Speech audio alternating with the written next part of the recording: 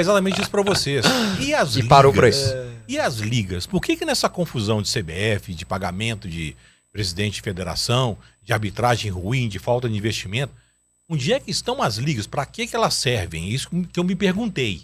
Porque é muito bacana você meter o pau na CBF, nos clubes agora que elege a CBF, mas não criaram uma liga pra isso? Inclusive, ou essa liga é só pra rachar o direito de imagem? É direito de transmissão, porque Agora fica mais evidente que essa liga é só pra isso mesmo. Mas é só pra isso mesmo, porque toda a comissão de arbitragem é da CBF e das suas federações.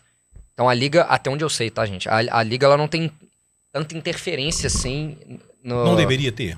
Deveria, claro. Mas aí não, precisaria ter uma liga conjunta, né? Mas um dos pilares da liga, dessas novas ligas no caso, era criar um formato diferente de campeonato também, né? Era pra fugir da CBF. Só que é muito difícil fazer isso, cara, porque... A última, inclusive, a última do que o Calil fez, aquela... Primeira liga. A primeira liga, durou 2 anos, foi um fiasco, né? Ninguém mais ligou e acabou. Era um torneio que tinha não tinham todos os times, então óbvio que não é todo mundo que vai ter interesse nisso.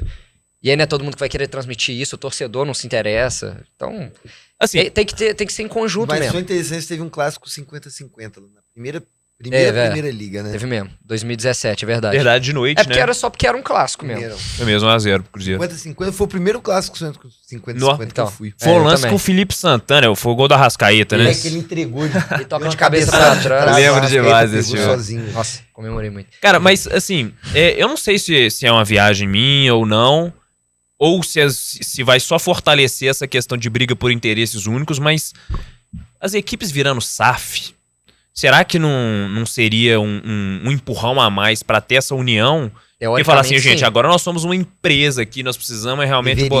Teoricamente sim, só que a gente ainda tem... Na prática não.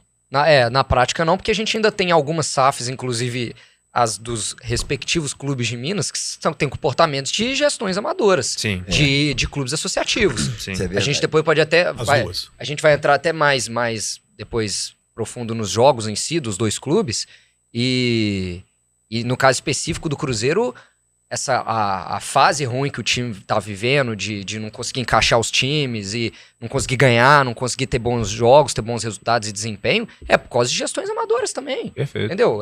Não adianta você ter um futebol profissional do ponto de vista econômico, sendo que e uma gestão amadora do ponto de vista esportivo e para administrativo você discutir coisas que vão além do seu, entendeu? Então, assim, teoricamente, sim. A gente tem que ver como é que vai... Porque cada SAF também enxerga de uma forma, né? Cada gestão é de um jeito. Você tem a SAF do Bahia, que é de um jeito. Que é um grupo específico da Arábia Saudita. Aí você tem o Botafogo, que é um cara de fora, um empresário bilionário. Você tem o Cruzeiro Atlético, são bilionários daqui, que vivem a realidade do Brasil. Você tem a SAF do Vasco, que deu tudo errado. Que tá brigando pra ficar, o Vasco não quer. E você tem Flamengo e Palmeiras, que financeiramente são maiores do que todas, administrativamente estão melhores do que as outras, mas que não são SAF. Né? Uhum. Apesar de ter empresas que cuidam por trás. Então, assim, cada clube gera de um jeito. Cada dono pensa de um jeito. Cada um defendendo seus interesses. Não interessa se é SAF. Realmente. Cara, o que você falou, assina embaixo. Todas as linhas, não muda uma vírgula do que você falou.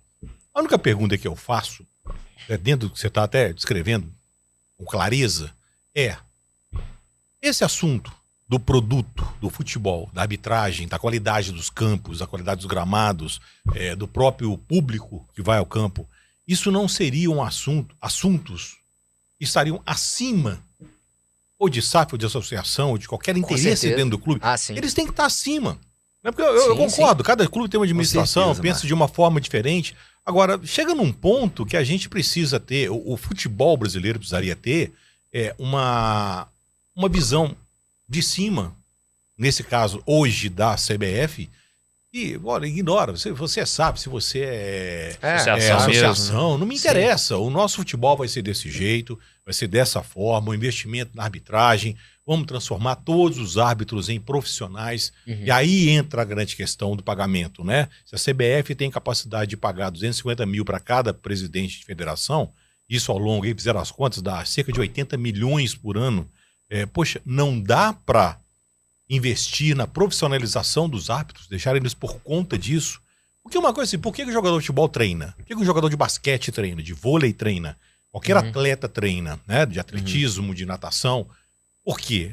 A repetição vai lhe dando Leva a excelência, né? capacidade de atingir excelência naquilo que ele faz. Então vai chegar num ponto que ele é tão bom naquilo que ele faz, que ele vai chegar num resultado que outros não têm. O mesmo para arbitragem.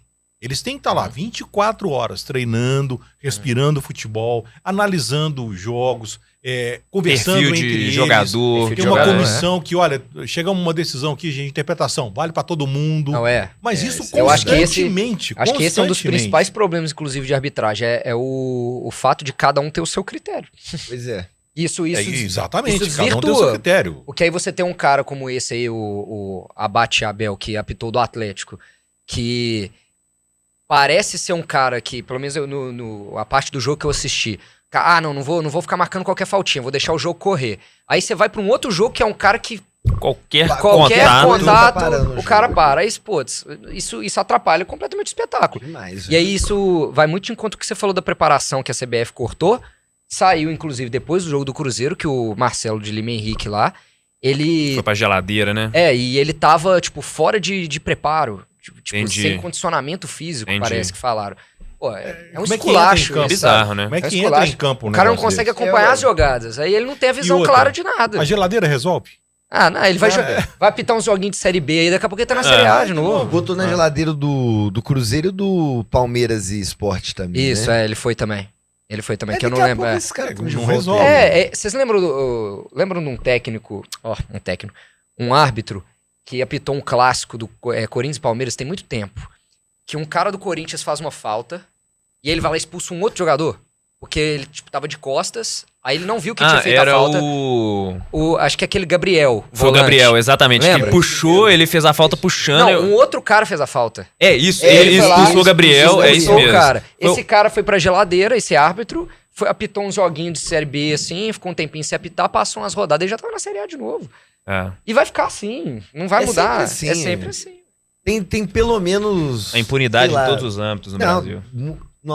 Acho que uma coisa intrínseca ao futebol brasileiro é a reclamação da arbitragem. Ué. Não, e aí Não e aí tem tudo Legal, aquilo- né, gente? E aí tudo aquilo que a gente fica na expectativa Mas tem que ter, né? dos Se não- jogos. É um charme, né? É o Claro que charme do é futebol charme. Imagina um brasileiro. monte é. de discussão na padaria que não tem segunda-feira, porque o árbitro...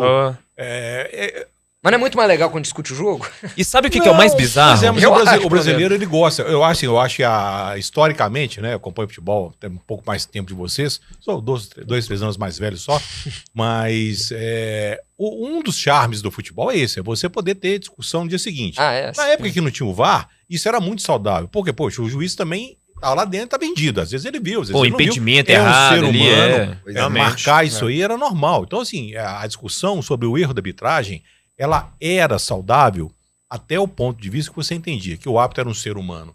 Como todos os jogadores estavam lá dentro, né? E sempre teve aquela coisa, né? De associar o árbitro a ladrão. O cara roubou, não roubou. Coisa que tá no imaginário do torcedor. Mas que já aconteceu muito.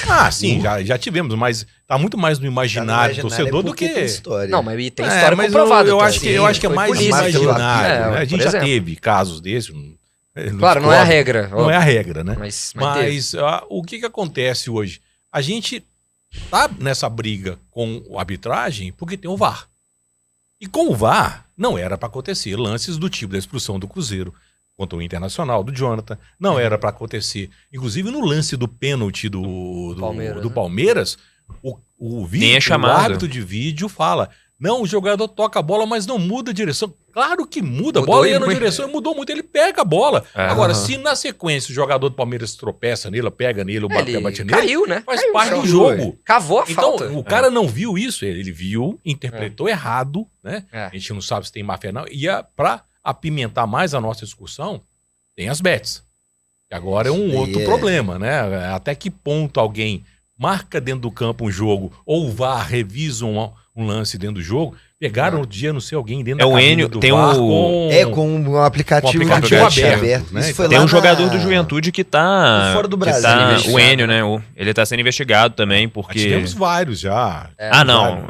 Porque esse é o mais recente, né? O caso mais famoso é o do Paquetá. O Paquetá. Até hoje não e agora com esses casos assim, a gente fica questionando basicamente tudo que acontece no futebol, né? É Esses, mesmo. meio que não consegue mais confiar tipo, na integridade do futebol. É, isso é mesmo. Se o jogador tá fazendo alguma coisa isso é deliberadamente, triste demais, né? É isso mesmo. Pois é, ué. É isso mesmo. Ó, o Rafael